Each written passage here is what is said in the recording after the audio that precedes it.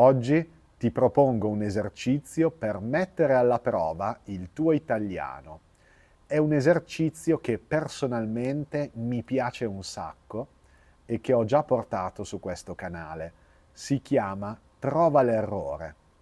Io sono Federico, un insegnante di italiano per stranieri e su questo canale aiuto studenti come te a fare progressi con il proprio italiano attraverso video di vocabolario, grammatica e cultura italiana. Se non vuoi perderti neanche uno dei prossimi video, iscriviti al canale e attiva la campanella delle notifiche. Nell'esercizio di oggi io ti leggerò 10 frasi. Ciascuna di queste frasi contiene un solo errore. Dopo aver letto ogni frase, io ti lascerò qualche secondo per pensarci e per correggerla, ma se hai bisogno di più tempo per riflettere, puoi mettere in pausa il video. Il livello di difficoltà delle domande di oggi è tra il livello B2 e il C1, ossia tra l'intermedio e l'avanzato.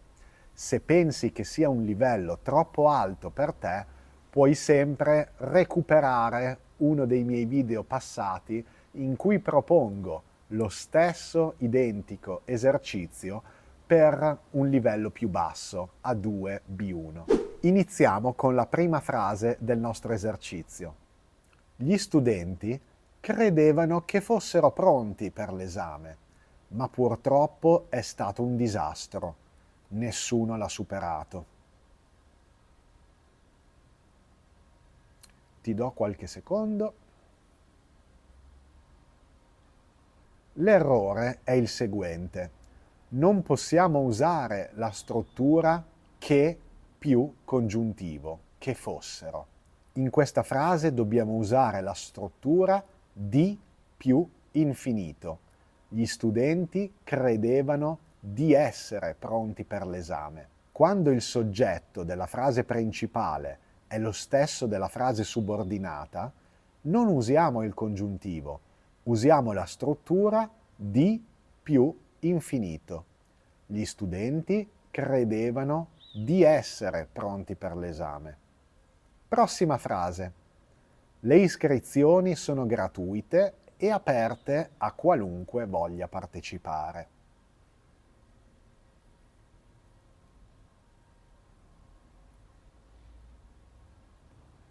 In questa frase l'errore è l'uso della parola qualunque. Con l'indefinito qualunque dobbiamo sempre specificare un oggetto, qualunque libro, qualunque città, qualunque casa. In questo esempio è evidente che stiamo parlando di persone, quindi potremmo dire qualunque persona voglia partecipare, ma abbiamo un indefinito che è molto più appropriato per questa frase, chiunque. Le iscrizioni sono gratuite e aperte a chiunque voglia partecipare. Prossima frase. Se ti chiedessi di sposarmi, ora saresti mia moglie, non quella di un altro.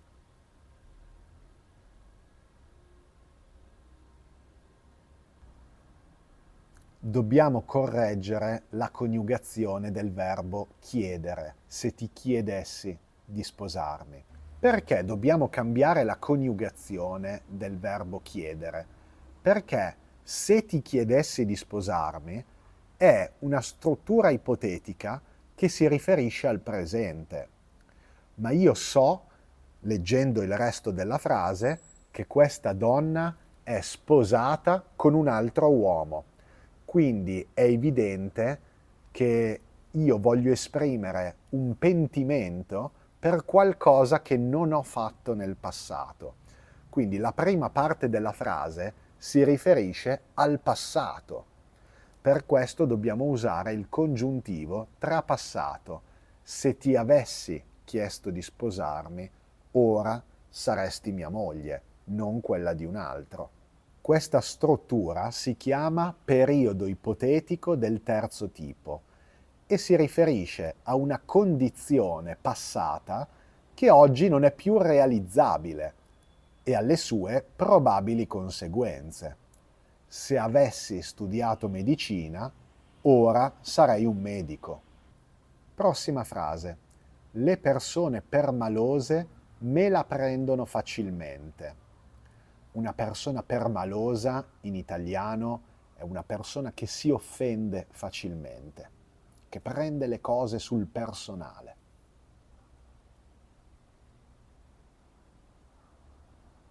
Allora, qui c'è un errore nella coniugazione di un verbo pronominale. Il verbo pronominale prendersela, prendersela.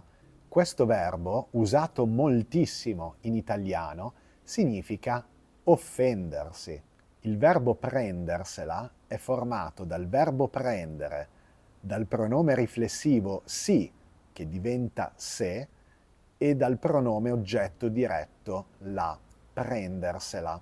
Quindi non ha senso usare il pronome me la prendono, ma dobbiamo usare se la prendono, perché il soggetto è loro, le persone permalose, se la prendono, cioè si offendono facilmente. Vediamo questa frase, che non è facile. Ci sono tanti motivi per cui non mangio la carne, principalmente per rispetto in confronto agli animali.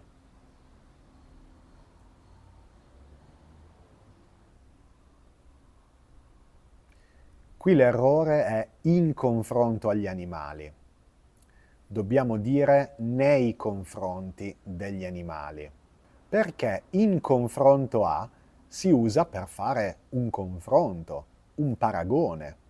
L'India è un paese enorme in confronto all'Italia.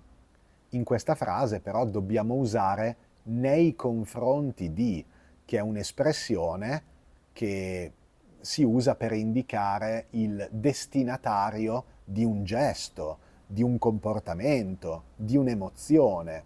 L'azienda ha preso una decisione importante nei confronti dei dipendenti. O nel nostro esempio, non mangio la carne per rispetto nei confronti degli animali. È come dire nei riguardi degli animali, verso gli animali. Prossima frase. Sebbene pioveva molto, ieri siamo andati lo stesso in spiaggia.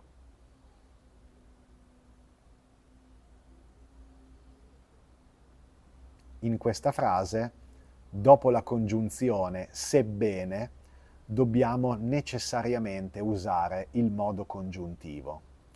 Dato che ci riferiamo alla giornata di ieri, dobbiamo usare il congiuntivo imperfetto. Sebbene piovesse molto, ieri siamo andati lo stesso in spiaggia. Prossima frase. Non pensavo che loro capirebbero quello che gli stavo spiegando, e invece è stato tutto chiarissimo.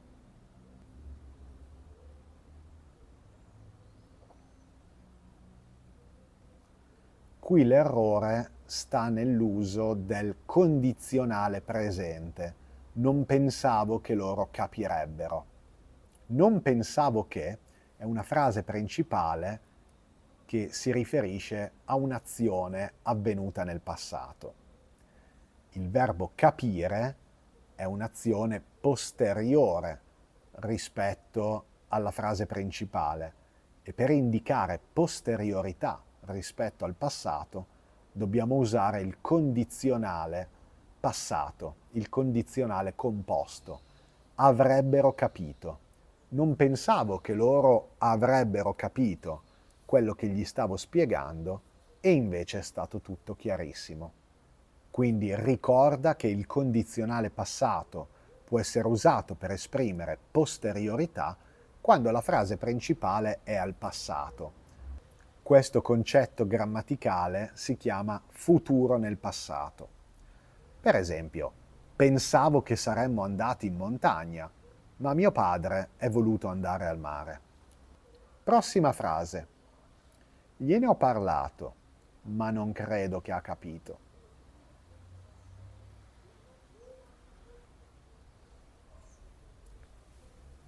L'errore qui è nell'uso del passato prossimo, ha capito. Dato che abbiamo un verbo di opinione, il verbo credere, dobbiamo usare il congiuntivo passato. Non credo che abbia capito. Questa frase era un po' più semplice delle altre, forse un livello B1, diciamo. Prossima frase. Ci hanno voluto 8 mesi per costruire questa casa.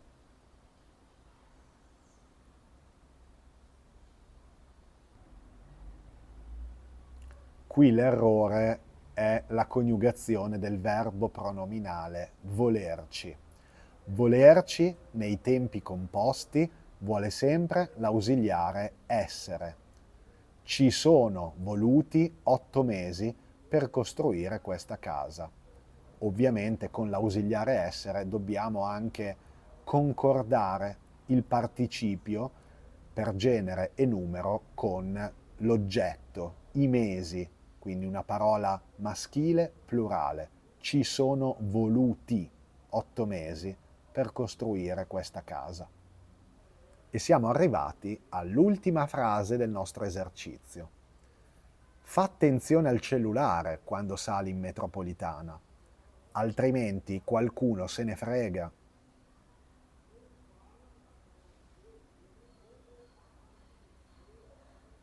Qui l'errore sta nell'uso dei pronomi se, ne. Dobbiamo usare i pronomi te, lo. Qualcuno te lo frega. Perché non possiamo dire se ne frega e dobbiamo dire te lo frega? Per rispondere a questa domanda è importante conoscere la differenza tra i verbi fregarsene e fregare. Fregarsene significa disinteressarsi, non preoccuparsi. Me ne frego delle nuove mode. Il mio collega è molto egoista, se ne frega degli altri. Il verbo fregare, invece, significa rubare, imbrogliare. Mi hanno fregato la macchina. Attento, ti stanno fregando il portafoglio. Dato che stiamo parlando di rubare un cellulare, dobbiamo usare te lo frega, cioè qualcuno frega il cellulare a te. E siamo arrivati alla fine dell'esercizio. Com'è andata? Lo so, questo esercizio non era facile, ma sono davvero curioso di sapere com'è andato. Scrivi nei commenti quante frasi sei riuscito o riuscita a correggere e fammi sapere quali sono gli argomenti più difficili tra quelli affrontati in questo esercizio. E io posso pensare di creare un video per spiegarteli meglio. Ti ricordo di iscriverti al canale e attivare la campanella delle notifiche per non perderti neanche un contenuto. È un piccolo gesto per te, ma fa una grande differenza per me. E ti mando un caro abbraccio e non vedo l'ora di vederti nel prossimo video. Alla prossima!